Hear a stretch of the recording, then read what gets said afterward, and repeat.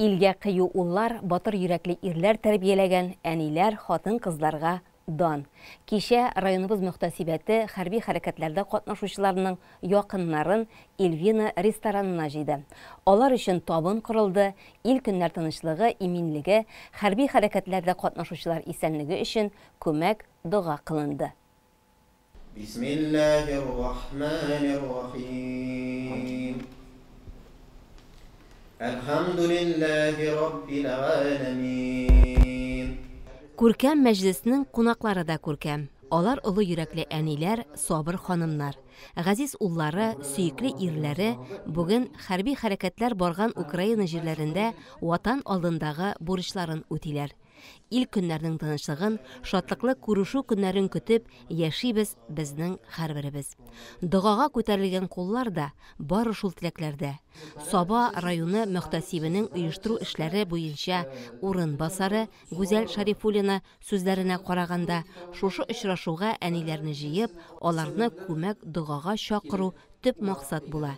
Әниләр дугасы иң көчле дуга. Бу мәҗлеснең максаты шушы әниләрне, хатыннарны җыеп, күмәкләшеп дуга кылдыру.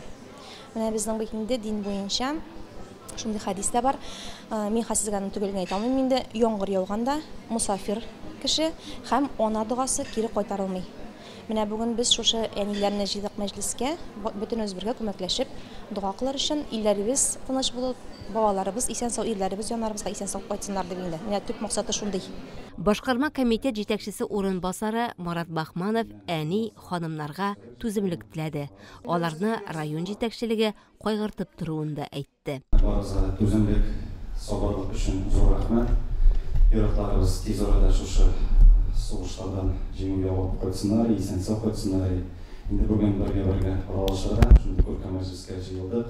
Барыгызларга, бер-беребезне тыңларга, инде проблемалар да юк түгел, бер-беребезгә җиткерергә, үзебезнең яктан инде ярдәм итә алганча ярдәм итәргә тырышабыз. Әлбәттә сораулар юк түгел, барысын да хәл итеп тә алмый. Мәрҗәгатьләрегез булса, мин тыңларга әзер, үземнән булмаса эскәрәк җиткерәмен.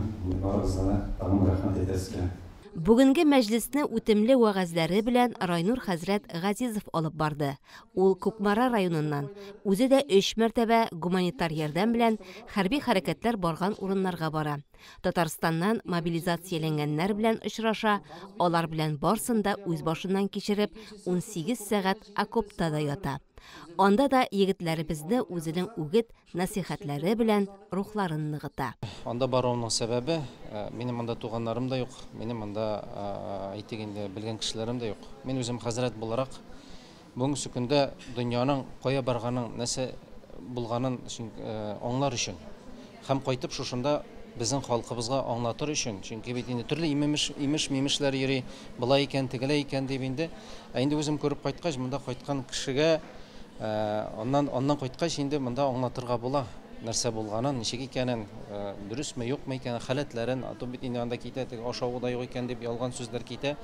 Шуңа даган барып кайтып, үзем менә шуңа инанып кайтырга иде. Төп сәбәбем һәм даган инде икенче сәбәбе ул да булса инде егетләребезгә һәр вакытта даган без әле анда вагызда сөйләп кайтабыз бит.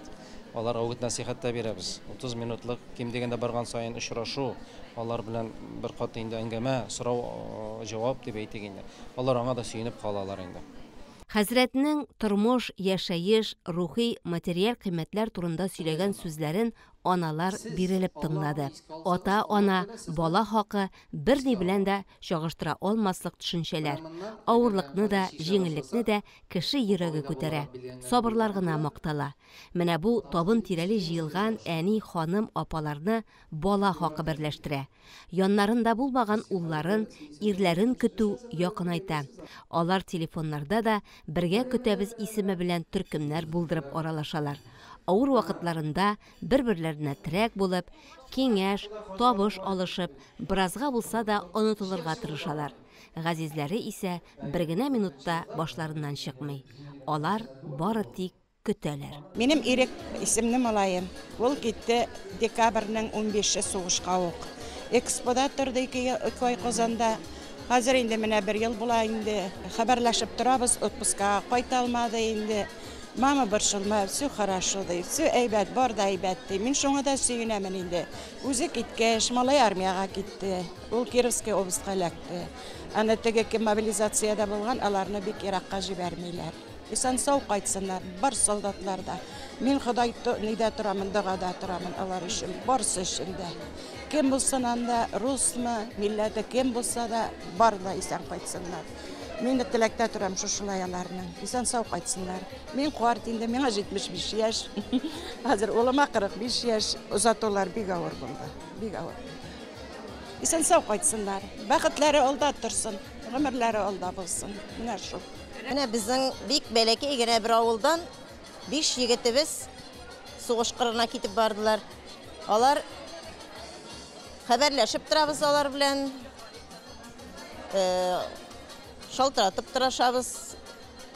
Гел-гел булмаса да шалтырап хәбәрләрен, хәлләрен ачлармы, туклармы, сулары бармы сорашып торабыз инде.